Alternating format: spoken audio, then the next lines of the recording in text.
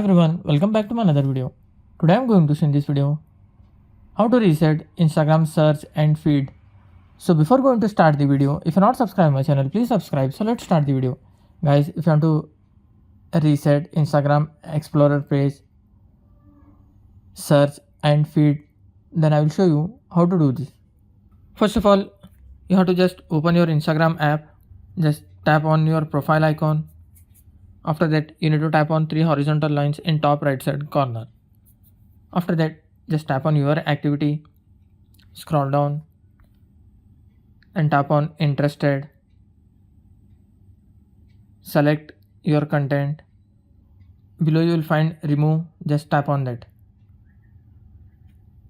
After that, you have to do this second method, that is reset suggested content. For that, you have to just tap on your profile icon,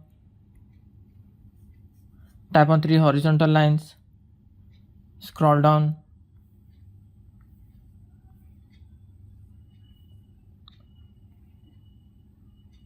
tap on content preferences, then tap on sensitive content. Here you have to select less, then tap on confirm, then go back, then tap on reset suggested content, then tap on next, then tap on reset suggested content.